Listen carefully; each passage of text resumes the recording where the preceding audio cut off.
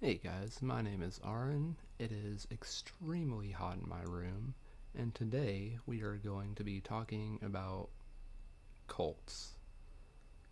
And we're gonna do like an iceberg video of cults. So I guess let's just get into it. Here we go. Ku Klux Klan. The Ku Klux Klan, KKK, was an all-out violent white supremacist group that promoted hatred against anyone they... Why do you say was? Don't say was, they're like still around and still prominent and still very much a problem. Right? Like they're still around, right? Like they're still like doing shitty things. deemed non-conforming to white rules. The Klan's history is divided into three major stages that ended in pretty bad outcomes. The first and perhaps the most dangerous Klan was the post-Confederate one founded in 1865. It began as a social club with very extremist views against people of color. This eventually turned into an all-out vigilante group with a lot of hate and, unfortunately, a lot of power. Their prime target for hate crimes, black American citizens, and everyone related. Eventually, the first Klan was shut down by multiple government acts that recognized their detrimental impact on society. The second Klan was formed in 1915 after the then founder found himself being inspired by the film The Birth of a Nation.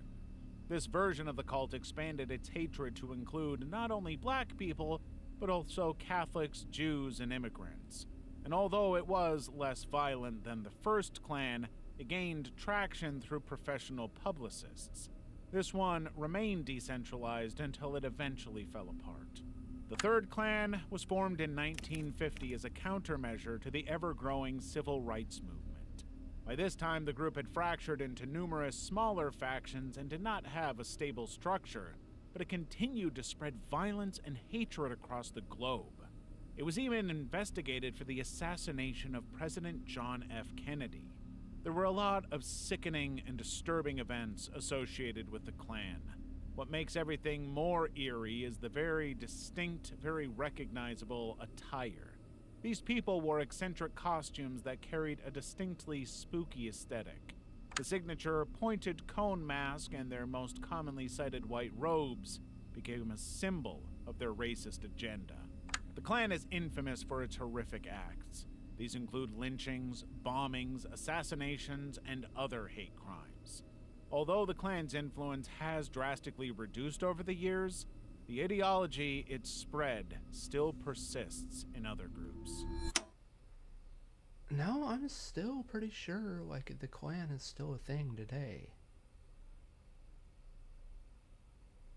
Like, don't hold me to that.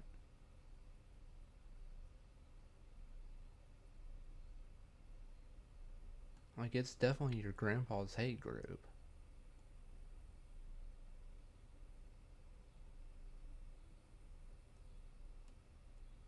I don't know. The Church of Scientology. There's an odd saying that goes something like, you don't get rich writing science fiction. I don't like this, like, opening of each thing, like the crackling. Like, I know it's supposed to be like a piece of paper or something, maybe. But it just sounds like static in my ears. I don't like it. If you want to get rich, start a religion. This infamous line was quoted by science fiction writer L. Ron Hubbard, who in 1954 went on to start a religion called Scientology. The irony is that Scientology now has more than 40,000 followers worldwide. Scientology operates on reincarnation and views humans as immortal spiritual beings. The core belief system comes from a self-help book by Hubbard called Dianetics, the Modern Science of Mental Health. In Scientology, humans are referred to as Thetans. They're spiritual beings with immortal powers who can tap into past lives to resolve lingering traumas. This process takes place through auditing sessions, where a Scientology representative uses an e-meter, a device similar to a polygraph test, to read the individual's emotions. During these sessions, certain words trigger the needle on the e-meter to move. The ultimate goal for a Scientologist is to reach the status of operating Thetan, OT, who achieves maximum spiritual clarity. Now, in theory, this all sounds harmless, beneficial even, but here's where things take a strange turn. The next belief in Scientology's system is something right out of a sci-fi movie.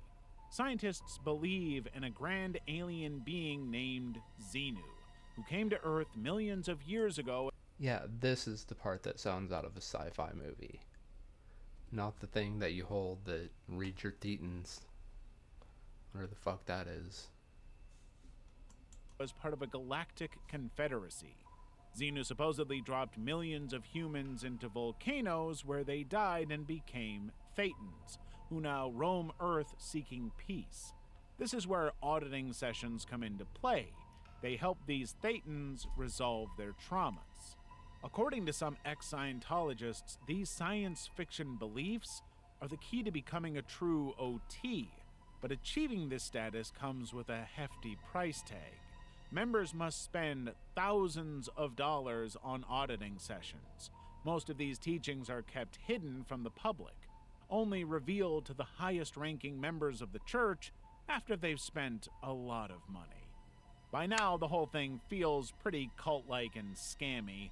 However, things take a much darker turn pertaining to controversies surrounding the church. The main facility, which houses about 1,000 people, is known for its extreme secrecy, and with secrecy comes many unethical aspects. People living in the church are reported to endure poor conditions. Their wages are minimal, they're not allowed to leave, and there's even the case of Lisa McPherson. She was a woman who died under suspicious circumstances while in the church's care. There's much more to unpack here that screams manipulation, intimidation, and cult-like behavior. But perhaps the most glaring issue is the hefty price tag that Scientology slaps on its enlightenment sessions. Despite its numerous controversies, the church remains financially powerful and influential. Level 2. Buddhafield Cult. A textbook cult that openly denies being one is definitely not a group that should be overlooked. The Buddhafield cult, made by the infamous Michael Jamie Gomez, was an actor and dancer. Michael had a knack for theatrics, which particularly showed from the way he would So a cult that denies it's a cult. So kind of like Jared Leto's cult in on Mars Island, kind of like that cult. Are we going to talk about Mars Island? Because we should.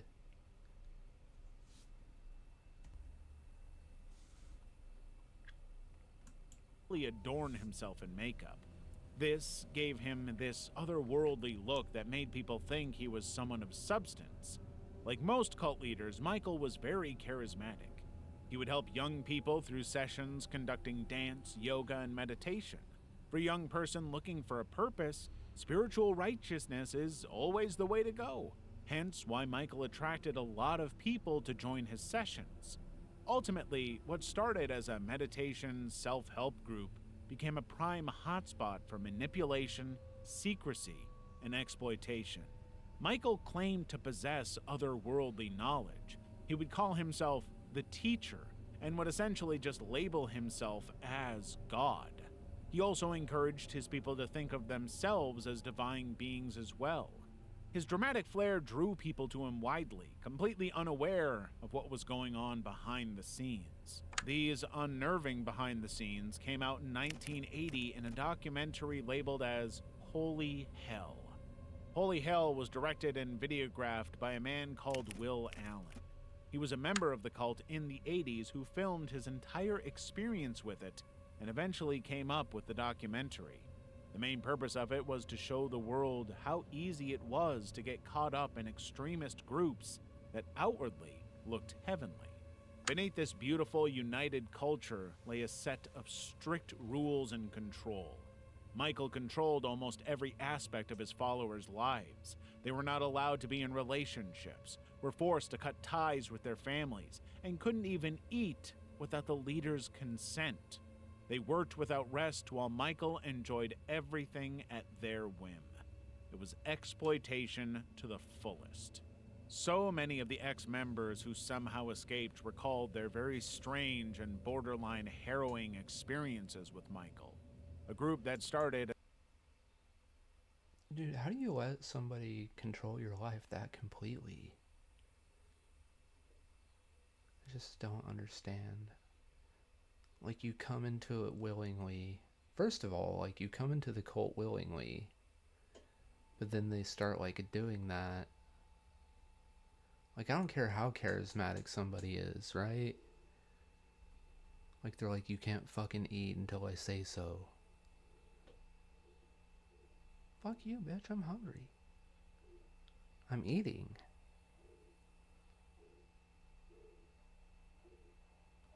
I don't know, dude. It's weird. As a source of love and community for its people, became their biggest nightmare. Michael reportedly still leads a small group of devoted followers, proving that the allure of cults remains as strong as ever. The Church of the Lamb of God.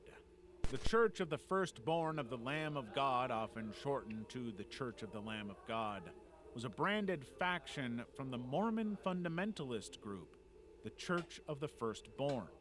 The Church of the Firstborn and its branches were known for their extreme beliefs, particularly in polygamy, with leaders often having multiple wives at once. These groups were notorious for their violence and interconnectedness. But one particular faction took things to a new level, eventually breaking off entirely. This faction became known as the Church of the Lamb of God. This particular faction was founded by Ervil LeBaron. He was one of the many sons of the original founder of the main branch, the Church of the Firstborn. The branching off came about after Ervil was unhappy with his position as second in command. Secretly, he preached to his followers that he was the true prophet of the religion. His charisma eventually led several people away from the main branch and towards his own group, which led to his banishment. Bitter and vengeful, he directed his group's focus towards retaliation and revenge.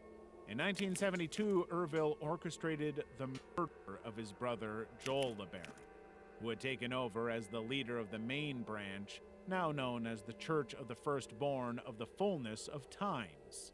This main branch had distanced itself from certain radical rituals. One of them was called blood atonement. It was the belief within the church that the only way a person could be truly cleansed of their sins was through spilling blood.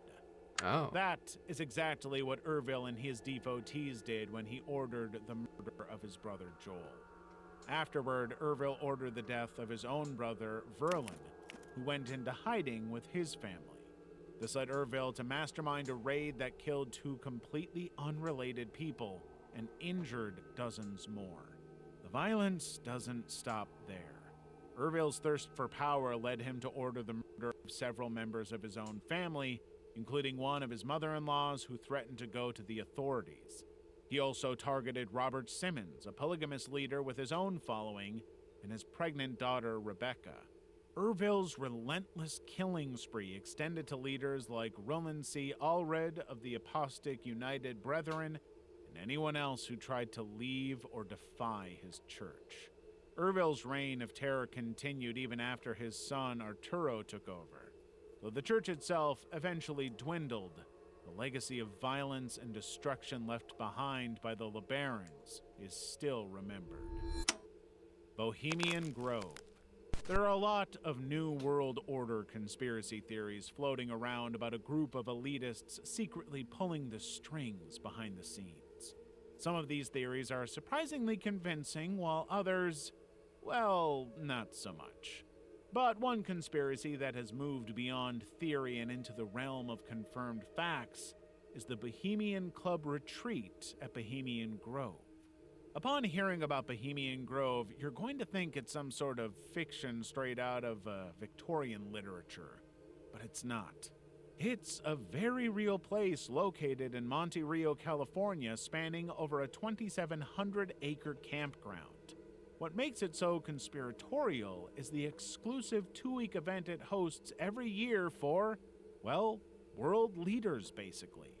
The Grove is owned by the highly esteemed gentlemen's club known as the Bohemian Club. It's essentially a massive social network comprising of the biggest elites of this world.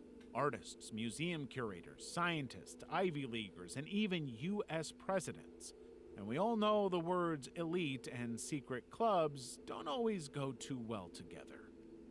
The Bohemian Grove Retreat goes a bit more extreme with its secrecy. Despite the entire club's elite reputation, only about 2,000 invited members are allowed to attend the event and its mysterious festivities. All I remember about Bohemian Grove is that, like, Alex Jones was going on about it. Both the members and the activities surrounding the event are highly ambiguous. Whatever the actual festivities are, they certainly have a cult-like ritualistic flavor. According to journalists who've managed to infiltrate the event, these rituals are wild. The retreat kicks off with a directive to attendees to avoid discussing business, despite most of them being very important people. The motto, "Weaving spiders come not here," is used as a reminder to keep things casual. Then the infamous cremation ceremony begins. Yes, you heard that right. The festivities kick off with a cremation ceremony of an effigy called Care. A group of men dressed in red robes holding torches bring the effigy to a particular spot in the area being looked over by a massive owl statue.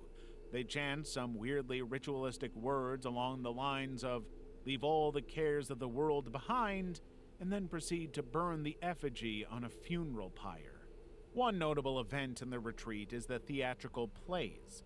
It's coded in mystery, but is famously known for having weird storylines and humor.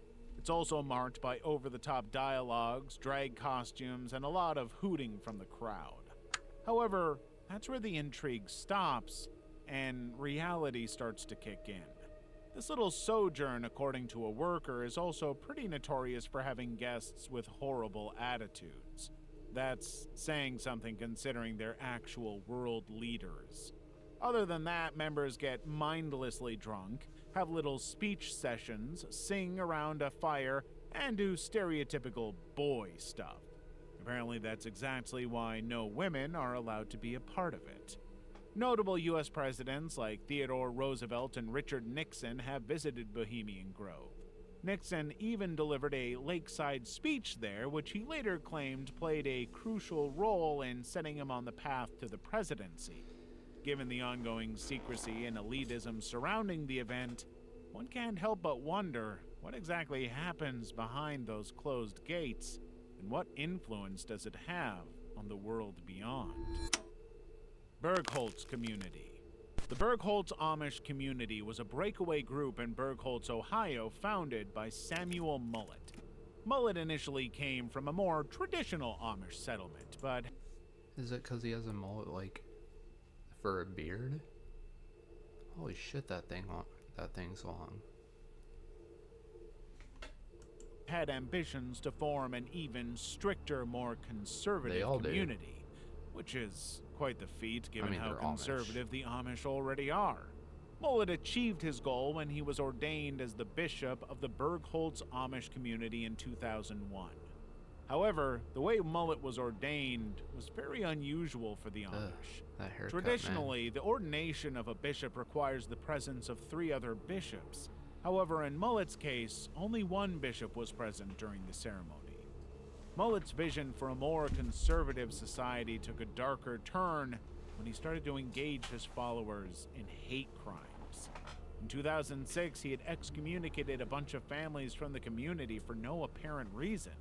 Their sentences were overturned by a general consensus between the top brass, which allowed them to turn to other groups.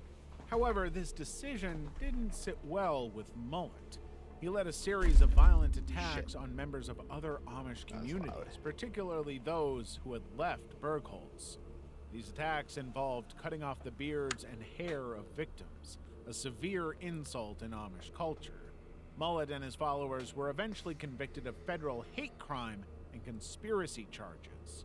While these crimes were shocking, they weren't what truly earned the Bergholz community its cult-like reputation. The group's practices deviated from traditional Amish beliefs in several concerning ways. They rejected core values like humility, forgiveness, and peace, and engaged in actions that contradicted Amish principles of community and mutual respect. Ex-members have shared disturbing details about life in the Bergholz community. One individual described how Mullet would punish those he deemed sinners by forcing them to sleep in chicken coops and stables. Others claimed that Mullet demanded thousands of dollars from members in exchange for... He'd force them to sleep in chicken coops? Bro. absolution of their sins. Most chillingly, Mullet exercised a significant amount of control over his followers, including having inappropriate relations with the wives of members. These practices set the group... Dude, no. I'd kill him. In a video game. For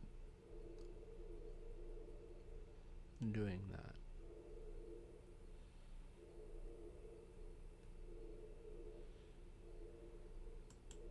miles apart from the more peaceful and cooperative ideals typically associated with Amish communities. Skull and Bones Society. While the Bohemian Club's events have been infiltrated multiple times, the President's Club, by outsiders, there's another elitist society that is still mostly enshrouded in complete mystery. The Skull and Bones Society. It's a super secret and super old Yale society that is only open to 15 of the university's senior students, all hand-selected by the previous members. Yale is home to dozens of secret societies. Or isn't it a President's Club? Or a lot of presidents went there, right? Or were in it. Each steeped in mystery. Very little is known about what happens inside these groups, and no one has successfully infiltrated them to know better. Among them, Skull and Bones is arguably one of the oldest and most powerful ones. It was founded in 1832 by a businessman and a politician, William Huntington Russell and Alphonso Taft, after an academic dispute. Over the years, Skull and Bones has managed to maintain its secrecy and power within university grounds. Each year, Skull and Bones holds a special event called Tap Day, during which 15 new recruits are ritually tapped on the shoulder by older members. This basically marks the start of a new age of elites in the society's history. The group's symbol is a skull on bones with the number 322 at the bottom. Some believe the number refers to the death of the Greek orator Demosthenes, while others suggest it may point to connections with German secret societies. The society's headquarters, ominously named the Tomb, is an Egypto-Doric-style fortress in New Haven. It's covered in skulls and pictures and is even rumored to house the skulls of different presidents and revolutionary leaders. Some of its weirdest rituals involve members crooking, which is the act of going around and stealing important artifacts and objects from other societies. Members try to outdo their predecessors each year. For decades, Skull and Bones has been the subject of scrutiny, largely because no one really knows what goes on inside. Since no ex-member is willing to speak out, people assume that things aren't as innocent as they may seem. Some even believe the group is tied to the Illuminati and has funded major wars, while others claim it has a hand in controlling the CIA. It's also worth noting that society isn't as cool and mysterious as it might seem at first glance. The society only inducted its first woman in 1991, even though Yale had been admitting women since 1969. In fact, the first female induction caused quite a stir within the group. The previous conservative members even attempted to block female membership through courts and lawsuits. Ultimately, we don't know if Skull and Bones is just an innocent college tradition or the breeding ground for a sinister new world order. What we do know is that it's produced some incredibly prominent figures like George H.W. Bush, William Howard Taft, and John Kerry. Level 3. See, I thought Bush was one of them. Oh, how many levels are there?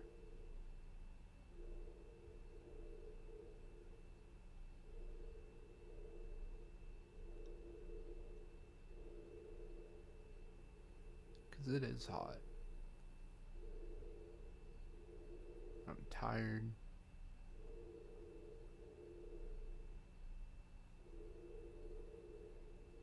A long night.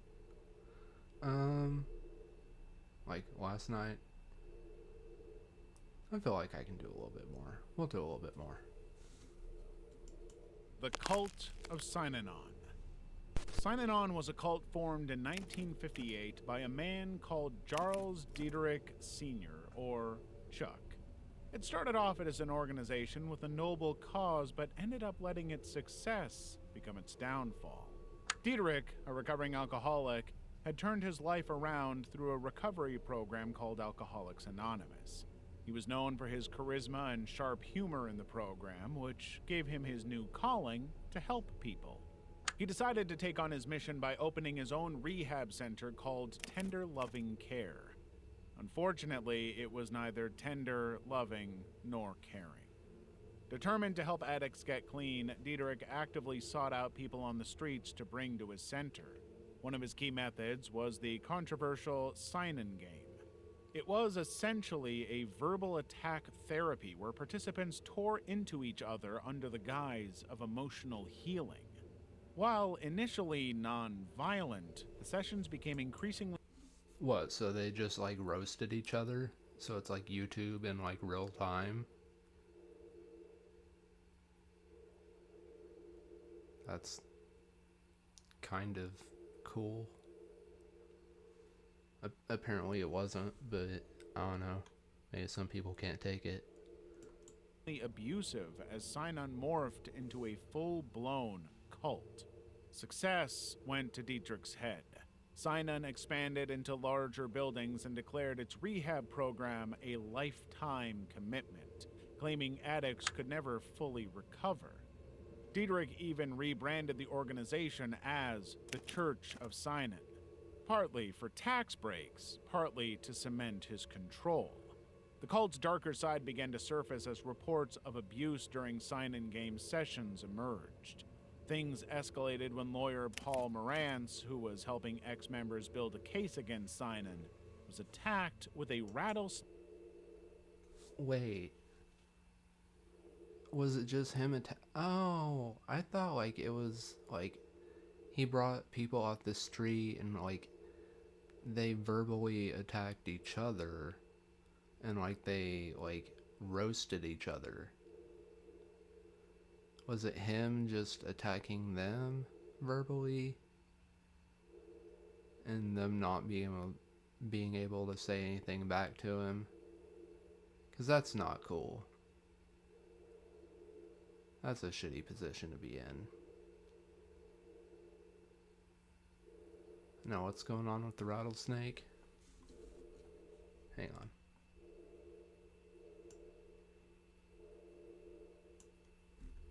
Helping ex-members build a case against Synon, was attacked with a rattlesnake planted in his mailbox. He barely survived. A police raid on one of Synon's buildings revealed tapes of Diederich openly preaching violence. Our religious posture is, don't mess with us. You can get killed dead, literally dead. These are real threats. Eventually, Diederich and his top members were arrested. While Diederich avoided prison due to health issues, the IRS stripped Synon of its tax-exempt status, bankrupting the organization. By 1991, Synon was officially dead, leaving behind... See, they wouldn't care about that shit at all now. You got health issues? Who cares? You're going to jail.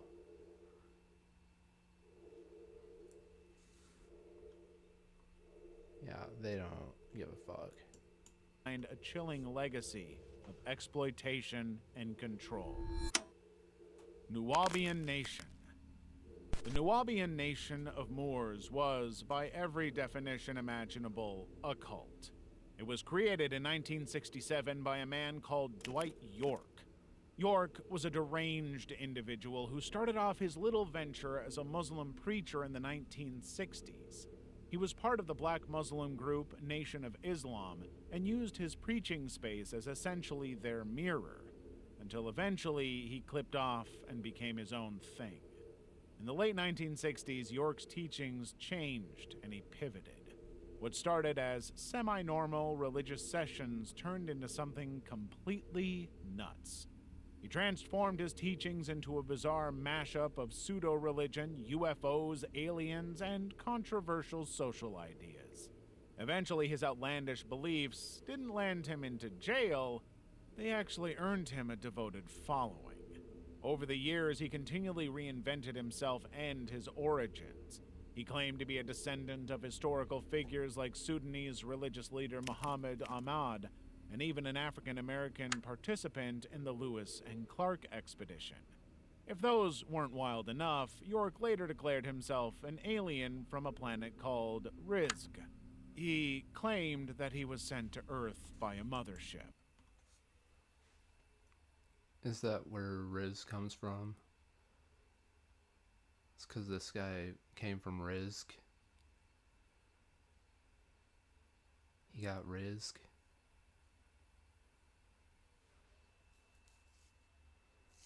You kids thought you were original. This guy had Rizq the whole time. The Nubian doctrine was as scattered as York's identity. It blended ancient Egyptian symbolism, black empowerment rhetoric, pseudoscience, and a generous helping of alien mythology. York constantly rewrote the narrative, keeping his followers hooked and disoriented. Somehow, people bought into it. In the 1990s, York relocated his group to Georgia and constructed a compound called Tamaray. It was almost designed as an Egyptian-themed amusement park. It featured pyramids, sphinxes, and hieroglyphs, all smack dab in the middle of rural Georgia. The compound was as outlandish as York's teachings, and his followers lived there utterly devoted and willing to follow his every whim. But like all cults, the Nubian nation eventually began to crumble. Locals and ex-members started reporting strange behavior, and rumors about the group's activities began to swirl. None of it was good. The weight of York's harrowing crimes became impossible to ignore. In 2002, the FBI raided Tamaray, leading to Dwight York's arrest. He was sentenced to 135 years in prison for charges including tax evasion, racketeering, and most disturbingly, abuse. System Space Cult. Cults usually take years to evolve into hive-minded groups where members have no freedom or power apart from what their leader grants. However, the System Space Cult, also known as the Tsuki Project, completely sidestepped that process. The System Space Cult wasn't your typical cult per se. It was an online community that morphed into a virtual cult after its owner made bizarre claims about the world. What's worse is that the website was anime-themed and specifically targeted young, impressionable individuals seeking virtual escapism. The owner claimed to have visions revealing that the world we live in is a simulation called life. According to him, the simulation was primitive and would end in 150 years. The only way to preserve your soul or existence was to sign up for his website, System Space, before a specific date, July 1st, 2017, and become a migrant. Doing so, he claimed, would allow you to transcend to an advanced realm called LFE after death. For many people, this seemed like just another person online spinning paranoid fan fiction, a fairly common occurrence. But some impressionable followers took it far too literally. While Suki didn't explicitly instruct his followers to take their own lives, some of his statements hinted at such drastic measures. He suggested that developing dementia and old age would severely reduce the chances of transcending to LFE. He also directed his followers to destroy any evidence of their connection to system space. Tragically, the consequences of these ideas became real. Jake Fair, a boy from Canada, became a victim of Suki's outlandish beliefs. He was found lifeless in a remote wooded area after going missing for a few days. This proved that even seemingly innocent online spaces can have devastating, tangible effects if left unchecked. Final Damn. Fantasy VII House. Cults don't always need hundreds of members to function. In fact, even a couple of people can create a fully operating cult. The FF7 House is a primary example of this, a bizarre cult that was initially dismissed as an urban legend made up by some weird people online. That is, until multiple victims came forward to share their experiences. The cult revolved around role-playing characters from Final Fantasy VII. It was started by a couple who went by the names of Jen and Hojo, both characters from the game. Jen and Hojo frequented Final Fantasy fan communities to entrap their victims. They'd bond over the game, appear empathetic, and eventually convince their targets to visit their apartment in Pennsylvania. At first, the role-playing seemed innocent. Victims recalled thinking it was nothing more than an elaborate game. But Jen's obsession quickly escalated. She would roleplay as multiple Final Fantasy characters, calling herself a soulbinder, someone connected to numerous fictional personas. Victims described Jen as manipulative and erratic, frequently changing her tone, appearance, and personality to match the character she was embodying. What started as a quirky hobby soon turned into a nightmare. Jen and Hojo would eventually convince their victims to move in with them. Once they did, the real exploitation began. The couple became entirely financially dependent on their victims,